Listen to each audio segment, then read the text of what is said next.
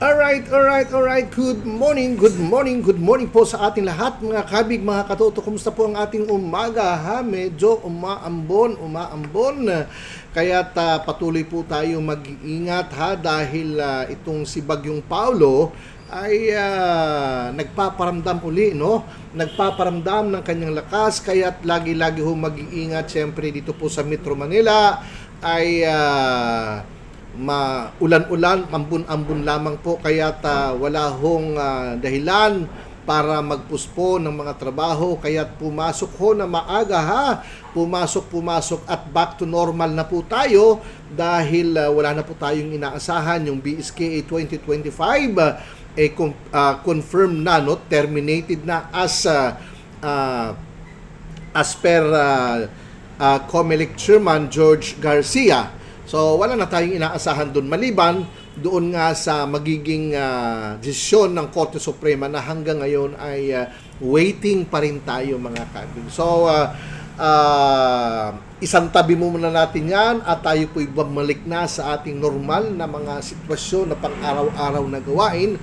At syempre dito sa barangay bilang barangay secretary ay patuloy naman po tayong gumagampan sa ating tungkulin. Ano po? Dahil ayaw ho din natin na meron hong masisira, may masasabi ang ating mga kababayan, ang ating mga ka-community, ang ating mga kabarangay sa performance na ibinibigay ho ng pamunuan ng barangay. So far, so good. Dahil sabi ko nga, paulit-ulit kong sinasabi, pinagmamalaki sa inyo na ang amin pong pamunuan ng barangay sa pangunguna ng amin po ng Barangay Boy Timabag ay may ginagawa. Kaya hindi ho kami nalulungkot na hindi ho natuloy ang eleksyon, wala hong filing of candidacy na nangyari. Tuloy po ang aming paglilingkod, ang aming pagsiservisyo sa aming pamayanan, sa aming community. As usual.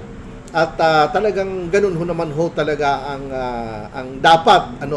So doon sa ating mga co-aspirants na gustong tumakbo sa susunod na eleksyon, BSKA 2026, ay magparamdam na po tayo para medyo makakuha tayo ng atensyon, makakuha tayo ng mga botante. Yun naman po ang kagandahan, ang kalamangan, ang kabutihan na medyo na-cancel ang na-terminate or na-postpone ang eleksyon ngayong taong ito.